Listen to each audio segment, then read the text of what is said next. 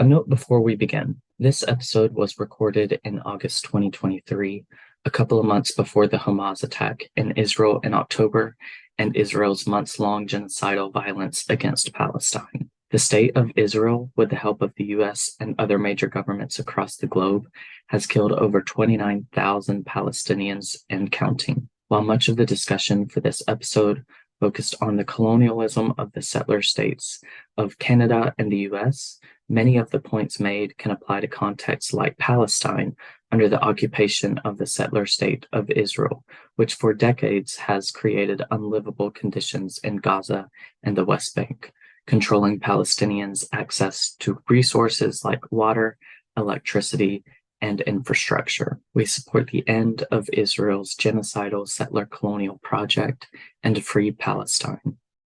It's a pretty different place to start a conversation about suicide or about capitalism. It's starting from a place of really trying to give the land and the waters in which we live the same kind of care as we're actually asking people to be given in conversations about suicide. Because if we believe those things are in relationship in some way, which I believe they are, then we absolutely have some important things to learn about the world and about our place in it and about our capacity to remain in it from the land and from water.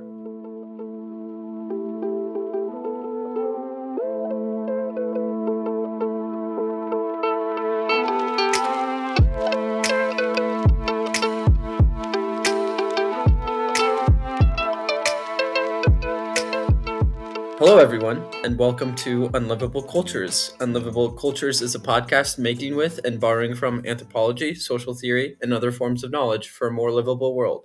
My name is Cody Scahan. I use he, him pronouns, and I'm joined by Julia Coverdale, and I use they, them pronouns. And my name is Clayton Gerard, and I use he, him pronouns. And today we are joined by a very special guest, Dr. Jeffre Ansloos. Jeffre Ansloos is Associate Professor of Indigenous Health and Social Policy at the Ontario's Institute for Studies in Education at the University of Toronto. He is a community health, social policy, community psychology, and Indigenous studies scholar with a reputation for his research on Indigenous health justice and social and environmental dimensions of mental health, suicide, and houselessness. He is the Tier 2 Canada Research Chair in Critical Studies in Indigenous Health and Social Action on Suicide. He is a registered psychologist and supervises graduate students in the Department of Applied Psychology and Human Development, where he also teaches on topics of critical and integrative theories of grief and loss, Indigenous studies of mental health and disability justice, group therapy, suicide prevention, and critical community psychology. He is an affiliate faculty member of the School of Cities. He is a citizen of Fisher River Cree Nation, Ochexsipi, Treaty 5. He was born and raised in the heart of Treaty 1 territory in Winnipeg, Manitoba, and currently resides in Toronto, Ontario. Thank you so much for joining us, Jeffre. I wanted to turn it over to you and see if you had anything you wanted to add to this brief introduction. Brief. Well, somewhat brief. That was very impressive, if anything. Surely there can be no more obnoxious thing than writing a bio. But yeah, I have nothing else to add. That was lovely. And thanks for having me. I'm really excited to be here with you today and to chat. Awesome. We're really excited, or at least I'll speak for myself and say that because I'm excited. I've been a big fan of your work since I stumbled upon it last year. So trying to keep my excitement composed. I've been very excited since Clayton has been nonstop talking about you on our podcast because he actually mentioned, he's like, we're going to be talking with Ansloos. And I was like, I feel like I know Ansloos from somewhere. And he's like, yeah, I always talk about Ansloos. And I was like, that's it. There it is. That's me. Surprise. Yeah. Yes. So I wonder, to start, if you wouldn't mind just introducing some of your research. I mean, you have a great bio talking about the subject areas that you work in, but maybe just a little bit of information about like the actual research that you do and what brought you to this point. Yeah, sure. Well, yeah, I mean, I think how I came to my research, it probably depends on how many drinks I have before I tell which story. But yeah, I mean, I'm a person whose life is touched by these issues in really deep and personal ways. I think for as long as I can recall, I've had to think really honestly and deeply about what the impact of things like suicide mean in my community's life. And yeah, definitely have thought for a long time about what it might mean to make the world more habitable, tolerable, livable. So at the forefront of my work is a question of like what we can do to make the world a place that is more inhabitable to people, especially in the context when I work and think with people whose from the point of birth whose lives have been marked by political violence of a variety of kinds, in addition to various forms of violence on the basis of identity and community and race and sexuality and gender. Yeah, so I guess I come to my work as a product of the people I'm in relationship with and our responsibilities to one another. But the kind of work I do has really shifted over time. It really started in a really kind of goofy social science, Yankee doodling sort of way. And I think over time has evolved to be something that's a little bit more focused on centering a kind of critical perspective that really starts with a political analysis and that tries to listen very deeply to people's stories, and use our lives as a point of analysis to make sense of the world and make sense of the possibilities of living in it. So that's that version of my answer to that question for the moment, but let's see, maybe more will come. To make the world less unlivable. Title call out. Roll credits. Boom. I mean, to completely circle back, I think I was the one that initially mentioned this title for the podcast, and that was when I was reading a lot of your stuff and a lot of Belcourt's like poetry and essays. So circle back completely. Well, Billy Ray Belcourt's work has been for me a really important source of livability. I don't know, a source of a lot of nourishment, and I think my thinking is definitely in conversation with his and a number of other Indigenous thinkers. But yeah, there's something very special about his work, and he's just an incredible person, and his work is so full of life. Yes, I love Billy Ray Belcourt's work, and I'm constantly going back to his different books and chapters and poems to just read them again because they always resonate. But I guess to transition into our discussion today, I want to set up some of the context. We're going over 2 articles by our special guest, Jeffre Ansloos. So we read A Question of Justice, Critically Researching Suicide with Indigenous Studies of Affect, Biosociality, and Land-Based Relations. And we also read the recently published Hydrocolonial Affects, Suicide and the Soma Techniques of Long-Term Drinking Water Advisories in First Nations in Canada.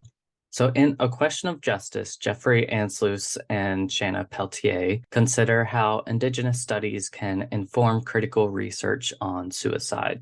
This article considers Indigenous knowledge to inform understandings of suicide and what ethical responses to suicidality look like, especially beyond the more psychocentric domains of care.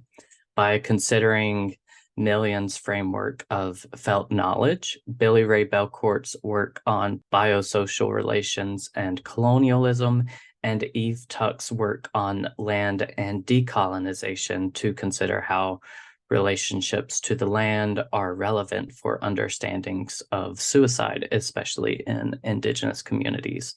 The second article is Hydrocolonial Affects. This one examines the relationship between long-term drinking water advisories and suicide rates in First Nations in Canada. Hydrocolonialism names the dimension of settler colonialism that involves the dispossession of Indigenous peoples and the denial of water rights. In this article, Jeffre looks at how the politics surrounding access to drinking water shows the threats to and devaluation of Indigenous life, and how bodies of flesh, bodies of knowledge, bodies politic, and bodies of water elucidates in the unlivable conditions under settler colonialism.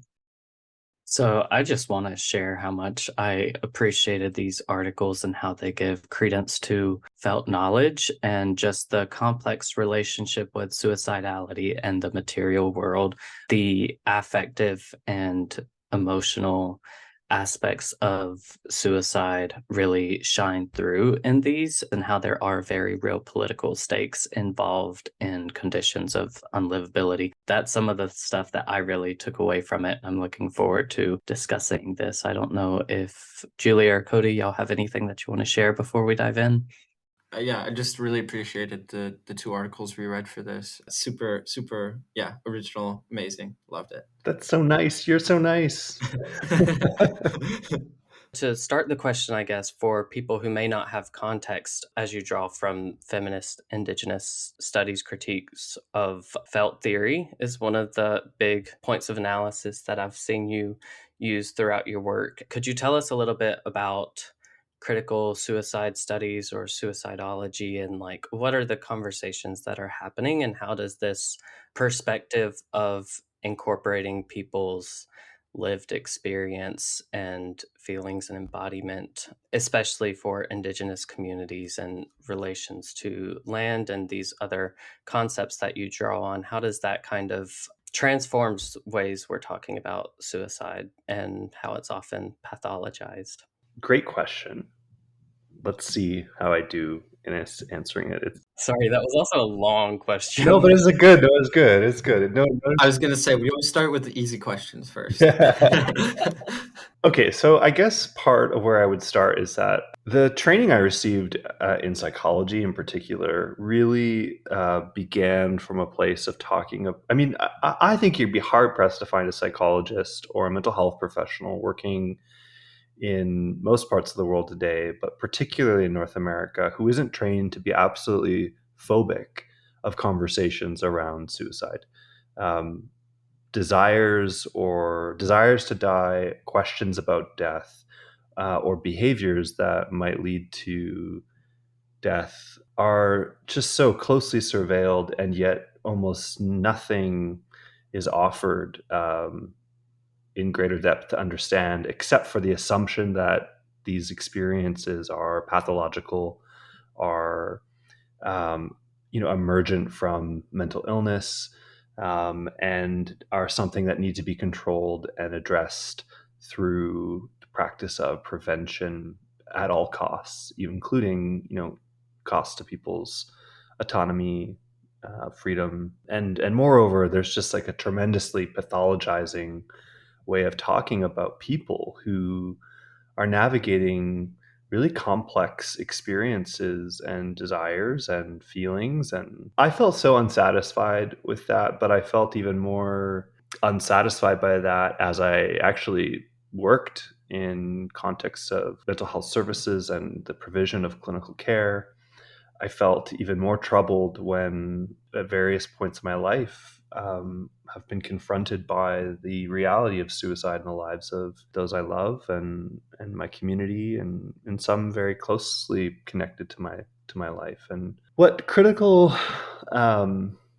suicide studies, which I don't want to actually define, in part because I think it's in some ways it's better understood as a disorganized, non-coherent kind of cacophony of voices that are saying resonant but distinct things about these various issues. But perhaps what is like very unifying or connecting among this diverse range of perspectives is beginning from a place of returning the conversation of suicide to a place that begins with a structural, political, or a social analysis of suicidality and suicide. And I think what that means is placing, the issue in context. So that context includes relationships between people, experiences, systems, politics, and refusing to settle for a single story about this experience, and to, at times reject, critique, problematize, and also construct alternative ways of understanding these issues. And one of the major ways that this kind of field of thought is responding is by challenging this assumption that suicidality is some sort of universally experienced phenomena, that isn't subject to cultural difference, or that hasn't changed in meaning over time. And I think that for me was like kind of an aha moment of beginning to make sense of inequities, and kind of coming to that perspective helped me really begin to think about what was happening in First Nations, Inuit, and Métis communities throughout the context of my work, and why for over 50 years there's been such a disproportionate impact of suicide in these communities and in my own community. Yeah, I think critical suicide studies sort of began to give me some language and frameworks to begin to think about and talk about that. So maybe I'll pause there. I don't know if I answered the question, but that's where I start. It's very informative to just hear that quick overview, especially because it's hard to have conversations about suicide in ways that seem, I don't know, I guess I find it difficult to talk about because it is a very serious issue, and the only ways in which it's like socially acceptable to talk about is to, in this apparatus of the like medical, psychiatric, industrial complex. And so talking about it from this perspective, when I first stumbled upon your piece and a couple of others in this realm, it seemed to be so almost revolutionary, because I was like, it makes so much more sense in my mind, and just like the different experiences that I've had or people that I have relationships with. Yeah. Appreciated the hydrological, was it Hydrocolonial. hydrocolonial text of how you make very clear the like materialism of the causes of like, or some of the causes of suicide and how those relates to colonialism, but how, and it's like you push against sort of, to me, the sort of generalized notion of suicide as this flat thing that's in response, that's first of all you push against the sort of emotional, like just that basic reading of it, to also say, well, it's also these other considering factors with like the critical suicide studies that they get into, but it's not also just like this sort of general colonial thing, but it's, you can actually trace it to the materiality of like hydrocoloniality, and the fact that some of these communities have been under drinking water advisories for what I forget how many years, like 30, 40 years, something like that. Yeah. In the case of the, it's 27 in the case of the community I Okay, talked about. 27 years. By the time it's actually in print, 28 years. 28 years. Yeah. 28 years. And then also in the other piece, when you link this to the geopolitical dynamics of suicide and the place-based nature and spatiality of suicide of these communities and their exclusion and the purposeful like actions by the Canadian government, for example, to exclude them from water.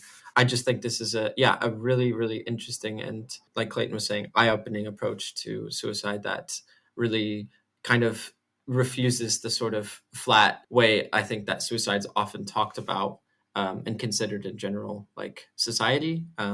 So yeah, I just thought that was really amazing, especially as you tie it to climate change later on, and saying that like this will only get worse from climate change. We can already see how this is also happening through climate change. So it's you're bringing together like the sort of like materiality, but also like these very human caused scenarios of saying like we can point to these things and say this is what did this is what did this, to a certain extent, which I thought that was really, really interesting. And materiality is like, see, sometimes when people talk about materiality, I'm like, yeah, it is a material issue, but like material things they feel intensely, like Like, I think talking about the world with a bit of a fleshiness is actually good to help sensitize us to how, like, we have big feelings. We experience the world deeply in its materiality. And so, yeah, why would we not be affected, or affected rather, by the unjust ways that the world and our place in it is structured? So yeah. Yeah, in generally, like I've read some new materialism, and like a lot of feminist writers will go into new materialism, and that's pretty big in the ecological humanities right now. And it's interesting how a lot of that is, it emphasizes our material connection to the world, and the interconnection between like living things, oftentimes non-living things, and just kind of has like this animist view of things. But this has like sort of a dark materialist vibe to it, I guess, a bit.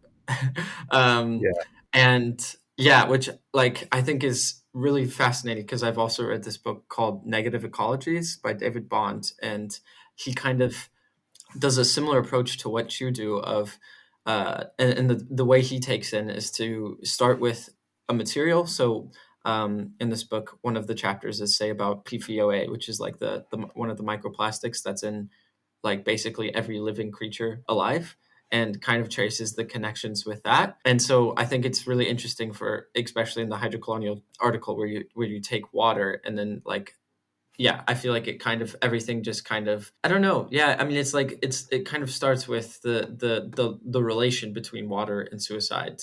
So it is this sort of like dark materialist take, and it's not just solely environmental, but it's also about colonialism. It's all these things tied together.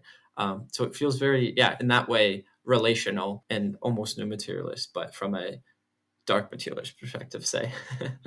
I need to add that to my bio. Dark materialist. Yeah. As some context for the article that we're talking about, the hydrocolonial affects, I did want to include the note that, talking about water advisories, you note in the article that, what is it, just a long-term water advisory, or it's considered a long-term water advisory if it extends past 1 year. And the situation that you're talking about in the Niskandaga Yeah. First Nation Mhm. reached the milestone of 27 years, as you mentioned, Cody, which is ridiculous. And it's wild to me because these aren't really things that we consider to be huge, profound issues if we're not actually living in the community. Because, I mean, like, at least in the US, from my perspective, a good portion of people know about Flint, Michigan, and their water crisis.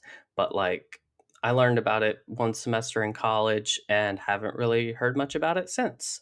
And, Mhm. but like, that's been going on for years and years. And, like, these things are happening in other communities. And as you trace in your article, in primarily First Nations communities, these really profound and devastating water advisories and situations of like contaminated drinking water or lack of a infrastructure for drinkable water and so on and so forth. And these aren't really things that we consider much at all Mhm. in our normal day. And then also, especially in talking about like suicide prevention or any kind of, Mhm. I almost want to say mental health situation, but that's not even it. Like, that's kind of the actual thing that you're curtailing in your article.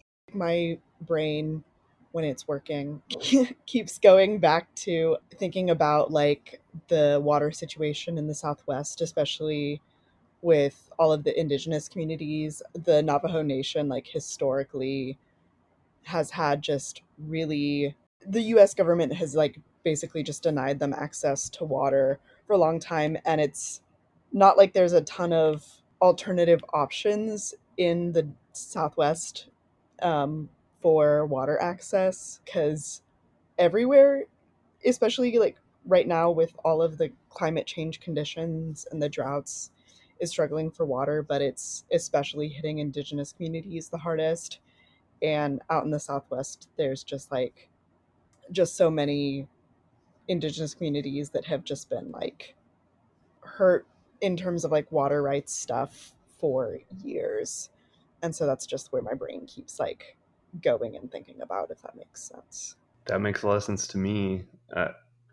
I think like the water bottle is become like an image or an icon to me of like a challenging kind of political violence, where we think about places like the Southwest, or communities like the one I wrote of in my article, where I think I quote Membe at one point talking about how like small, like necropolitics takes the form of these small doses of death, and that there's something so perverse about the idea that you're only ever granted like what is essential for human life, water, in kind of doled out in like these small doses of living, but not quite, you're not quite allowed to thrive, but here's a little bit of life through the form of a water bottle, probably sold to you by Nestle or some other major corporation that is benefiting economically from the extraction of water from indigenous land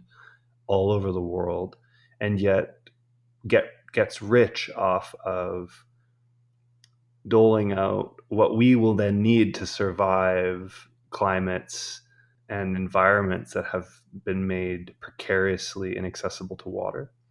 Um, that is a kind of political violence, and I think when people start to understand that political violence, um, and then recognize the lack of protection and guarantee of basic rights for certain groups of people by our governments, I think it becomes very like disillusioning and, well, affecting in profoundly negative ways that I think make me feel anger, but also we have to be like mobilized by that. So like I think one of the greatest failures of our like collective social response to suicide in the world is to not be mobilized in great anger towards political change to the conditions that have produced environments where suicide was maybe the last available option, or the most appealing option, to folks experiencing profound suffering. I mean, that we need to be moved. We need to be radicalized by these experiences of and stories that people tell us, both in their living and dying, um, about the world as it is. And I think water bottles are like, yeah, it's tough, right? Because you need water to live, and the idea that in the desert you might need some water is a water bottle comes in handy. But when you understand the like, yeah, the system of violence that is entangled within, it's also like something so benign becomes such a symbol or an icon of political violence. It's really, it's a lot. Yeah. So this really makes me think of an article called Grieving Geographies, Mourning Waters by Metzil Yoali Rodriguez Aguilera. In this article, Rodriguez talks about the experience of Black and Indigenous communities on the coast of Oaxaca losing their lagoons, which are staples of their culture and the life world that they live within. And they're losing these to pollution and contamination and ecological destruction from the extractive racial capitalism of the surrounding environment. And Rodriguez also highlights the role of Mexico as a settler colonial state. The Black and Indigenous folks in these communities can't even touch the water of the lagoon, and this environmental racism under racial capitalism, of course, leads to displacement and negative health outcomes. Rodriguez talks about this in the context of the affective impact of this ecological destruction, the anger, nostalgia, and grief that it provokes. So I think it's a really interesting connection of work being done to address this idea of bodies of water and bodies of people, and just the interconnections and affective states involved in living within these unlivable conditions. Mm-hmm. So yeah, I guess One of the parts that really stood out to me as you were talking about soma techniques, you said extending soma techniques to understand suicide in First Nations communities. What if, in addition to bodies of flesh, of knowledge, and of bodies politic, we also considered bodies of water? And so, thinking of that kind of intervention you're making, would you be willing to kind of expand on what this potential is and conceptualizing and incorporating this in critiques? Sure, I'll try. I think that I should say this article started as an article where I was just trying to write to understand something. And over the course of writing it, I was like, oh, maybe I have something to say here. But that's often sometimes how my writing starts, is I write just to try to learn something, actually. And Soma Technics became a really useful way of thinking about what I was writing about, because as a field, Soma Technics is very concerned with the relationship between bodies of knowledge, bodies politics, actual bodies, and thinking about the technical or the relationships between these bodies. And I think suicide as an issue. So here we are, like bodies of knowledge, and suicidal people as bodies, and maybe critical suicidality as a field has been very specifically critiquing the political foundations, the political context, the structures in which come to shape experiences of distress and harm and maybe even the desire to die. But I was thinking about attending on purpose to environments, looking around us, whether you're in Flint, Michigan, whether you are near a melting glacier in the circumpolar region, or whether you are in Niskandiga, a community that's been without clean water for 27 years, or whether you are in, downtown Los Angeles trying to find a river that isn't covered in cement. We can choose to engage our relationships to place in ways that are really dehumanizing or depersonalizing, or very abstracting, or we can think very intentionally with the materiality of the places that we live. And I would say, like, even more than just materially, a kind of relational approach is to think about these material aspects of our lives as also living, as also navigating the same political, social, ecological context that we are, just at a very different scale. And I think, as an Indigenous person, in our way of viewing the world, these things that get described as material without life are sometimes in our culture given a much greater sense of agency and recognition as being alive. Water is one of those things that has life and is living. And so when I asked that question, I was inviting us to think for a second on purpose, if whether suicidal people are telling us a story, but also whether the fact that there's a disproportionate amount of deaths occurring in places where water is also negatively impacted. Maybe water, as I think I quote Adele Perry in the article, that water might have a story to tell us about the conditions of the world.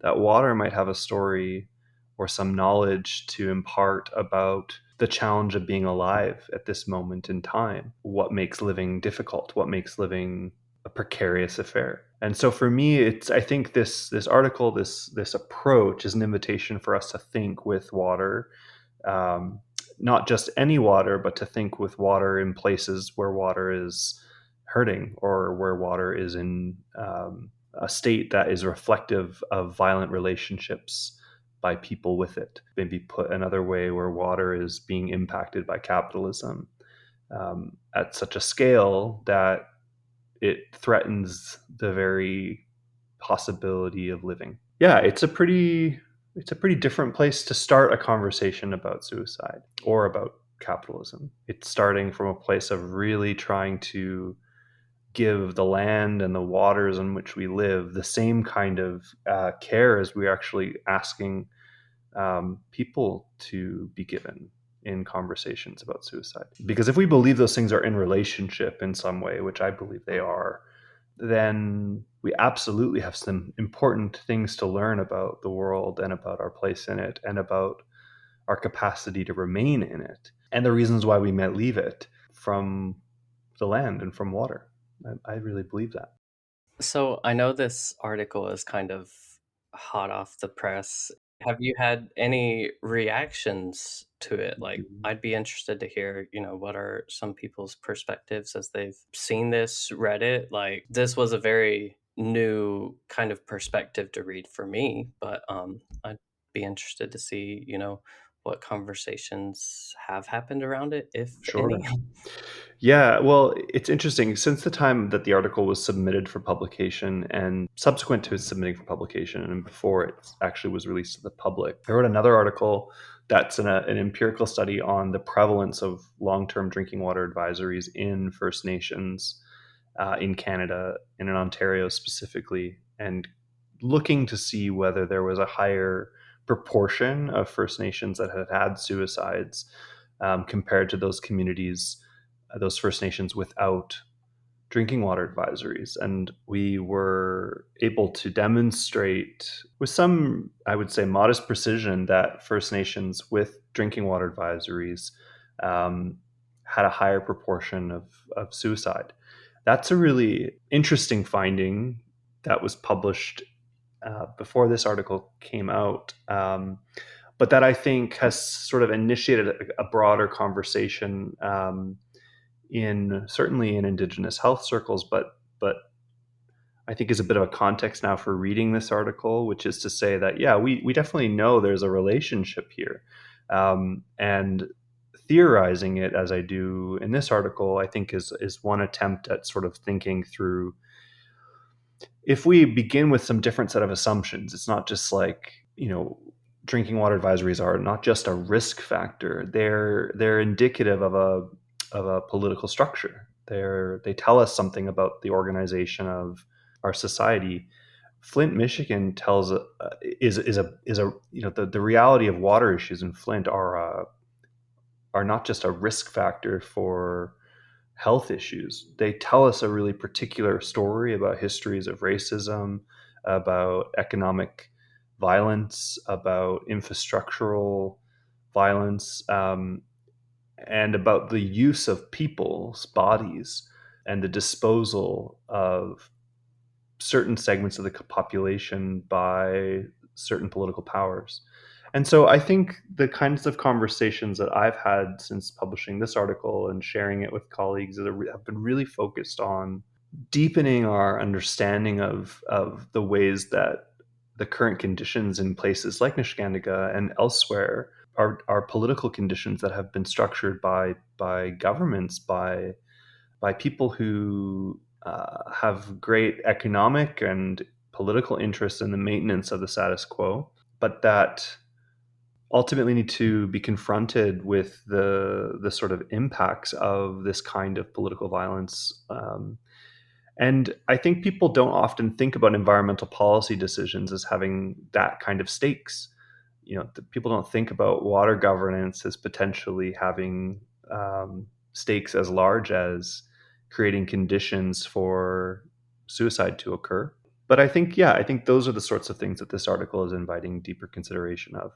And I might say at the broadest level, like at a certain point when we keep engaging in this kind of environmental violence, that's going to catch up with the entire world. We need a livable planet for all of us to live. And I think that is ultimately what's so bizarre and maybe perverse about racial capitalism and settler colonialism, is that in its assertion of power, it ends the world. It is a world-ending kind of violence, and those that benefit from it cannot escape that end either. And so, I think those are the kinds of discussions that it's evoked On the positive end of things, I think it also invites consideration of what might a different kind of relationship to place like invite in terms of the kinds of practices of care, that the same things that might make the world more inhabitable to human beings, like that might make us decide to stay alive in the face of the intensity of suffering, is the same things that might invite us to care for things like water that's experiencing harm and violation. And I think that's really, to me, that's really interesting, because it's ultimately a question of like, what does it take to make the world worth living in? Very paramount. That was amazing. That was, yeah, a great answer. And just going back to the articles too, it was the hydrocolonial article again. When you were talking, I was just reminded of the part where you're kind of talking about the relationship between like especially the Indigenous youth, like who have grown up, and this is basically their entire experience is like being under this water advisory, and sort of the relationship of that to hope, and the same, like the idea of thinking that, oh, one day this will be fixed, one day we'll no longer be under a water advisory. But when this is literally funny twist on the, like the water that you're just swimming in, because this is all you know, this is all you've grown up with your entire life. I can see how this would like very much change an individual's relationship to water in a way that, people who are just used to having abundant drinking water all the time, just don't experience, have very different relationship to. And so like I think this was a very powerful way of just, yeah, opening up my mind to different relationships with water, because everywhere I've lived, we have had abundant drinking water. But there's also a lot of conversation back where I grew up in Kansas with the Ogallala aquifer, is that there's a lot of farmers that are like, due to climate change, due to all these other factors, like in the amount of, like the lack of sort of restrictions on farmers, how they use it, all these things, that there's potential that like this huge aquifer that serves much of the Midwest farms might be like eventually drying up. And I think it's exactly what you're talking about in this case of the people. It's not necessarily the farmers, but it's sort of the, the entire US, that benefits from the Midwest, that benefits from it being the breadbasket, that it will grow to affect no matter where you are in the US, no matter where you are in large parts of the world that rely on crops from these areas. It's going to affect you. It's going to hurt you, even if you don't understand this relationship with water. You can't empathize with the Indigenous youth, for example, who've lived their entire lives under these water advisories. They don't feel the same way, which is, yeah. And I think that's very strongly linked to just your notion of the felt, the attachment to, yeah, just feeling. Yeah, I always think about this when that piece around hope. I don't, I haven't always traded in that language, because I've often found it to be, it's complicated. It's really complicated. I think, working as a therapist, I've had to like think about the fact that a lot of people just live their whole lives with some of the things that sometimes I think earlier in my career I kind of tritely thought people could just like think their way out of or feel their way out of, but that sometimes people really live with their whole lives, yeah, very difficult desires, very painful realities, right? And so, yeah, I think a lot about like the messaging about suicide prevention that faces Indigenous young people, especially, is just this like constant refrain of, oh, there's hope, you need to have hope, and like it can get better, is like the message that's so often shared with like queer and trans young people, which, I, of course, you want to like believe and like build that kind of expectation, but I think it's actually pernicious to do so in a world where we fail to create those conditions. We did an episode on the It Gets Better project where we talked a lot about this and the messaging, and it's, yeah. Yeah, it can be beautiful, right? We need like I'm torn, right? Because on the one hand, it's like, yeah, but I think the real point is that at the end of the day, it's condemning to those of us who have power to enact change in the world that we would even dare like use this language of hope and fail to act in ways that produce shifts in the structural arrangement that does such violence and continues to do such violence. So in the article, I like condemn politicians who tour these communities saying, we're working in partnership to end this water will advisory. Every time somebody wants to get elected in Michigan, this is something that happens as well, and it happens all over the world, really. But I think it is possible to be like there's something valuable in pessimism, or there's something useful or productive in having an awakened, even if it's a dark view of politics.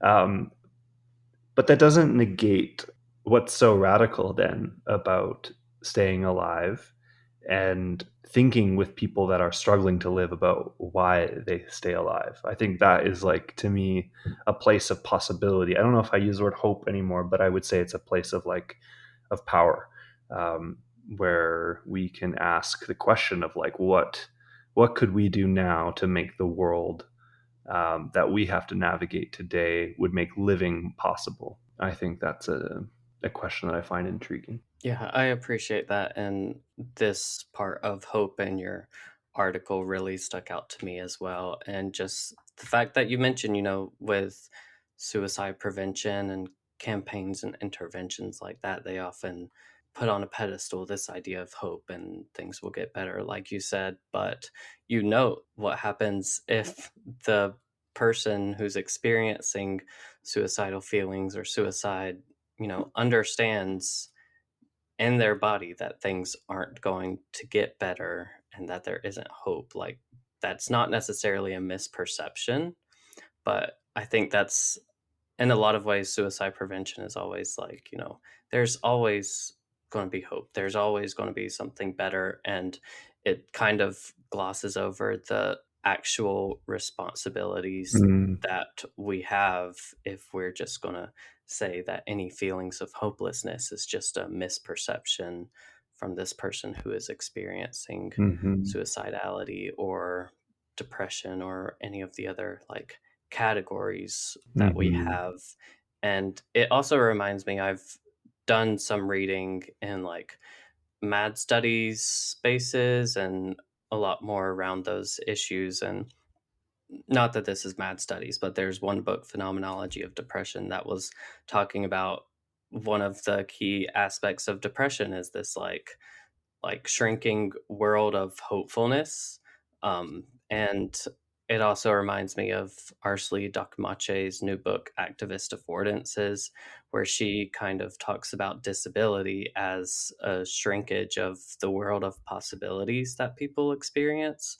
And just to tie that back to our earlier discussion, she uses that framework of disability in order to actually have a disability method that accounts for climate change and catastrophe. And it's not just humans' bodies that experience this shrinkage of possibility, but we're constantly creating these disasters and just ways of extracting from the earth and everything else that is causing the earth and different climates and ecosystems to have this same shrinkage of possibilities. So I appreciate you highlighting that. That was just a long train of thought that didn't really lead anywhere.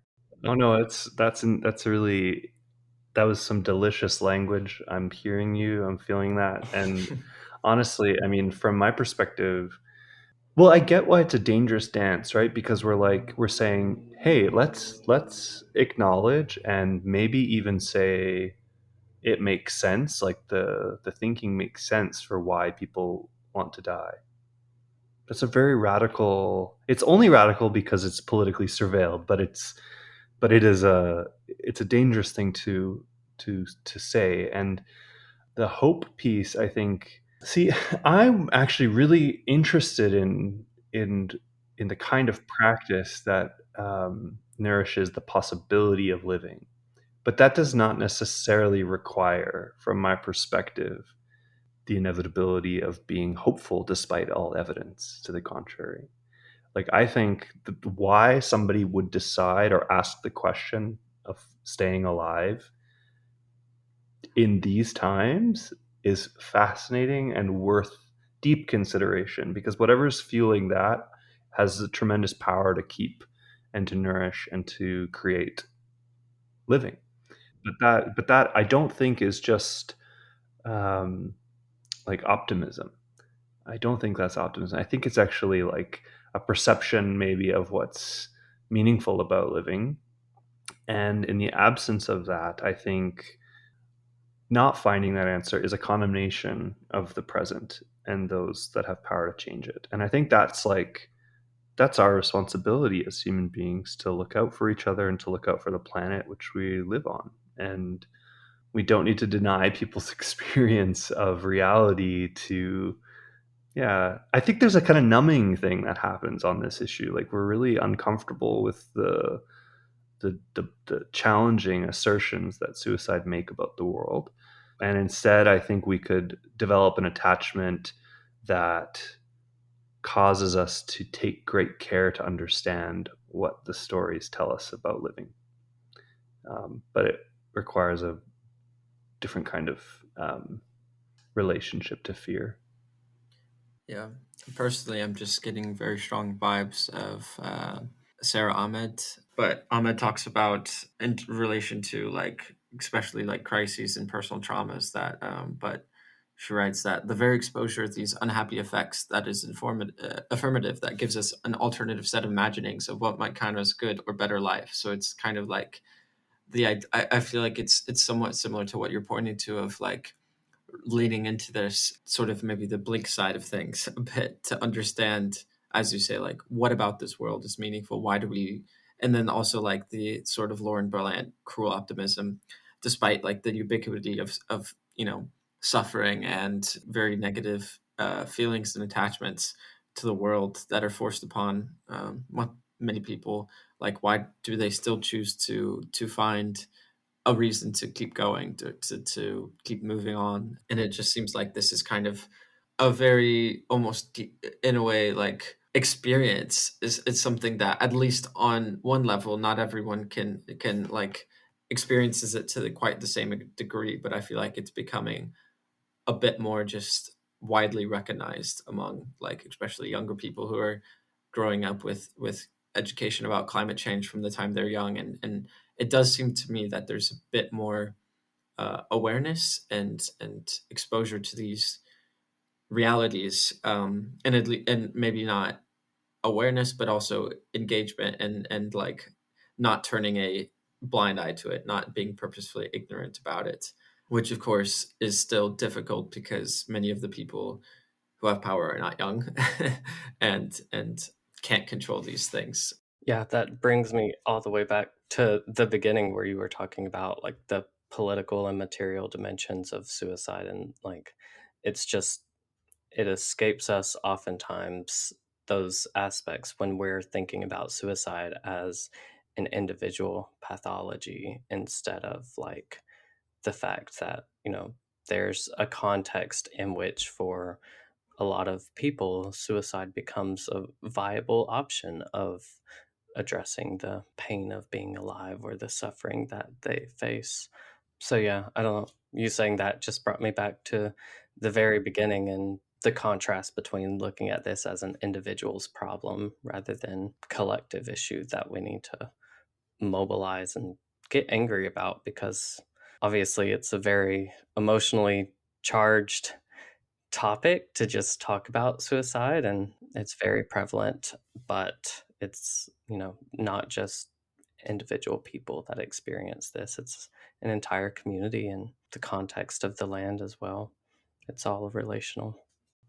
One of the things that people often, when they encounter my work, especially those maybe more skeptical encountering my work, would say is that, well, you can't, exclude the individual bases for these things. And I think, truthfully, I understand suicide as a really complex, like, constellation of issues. And there's, anytime we think we've got a handle on it, we're probably reducing something that's far more complex to something reductive. But But one thing I really do think is that if we actually listened deeply to individual people's stories, we might be surprised what we hear them speak about. My research today that I do that engages directly with people who are navigating various experiences of the desire to die, what I've learned over time is that they have had a lot of experiences of people not listening, or people who say they're listening, but who are only listening in one register. And I think part of what a critical orientation to the issue of suicide helps us do is to begin listening differently, that we begin to recognize when people are talking about political violence, or we begin to hear the kinds of relationships to place that we otherwise might miss.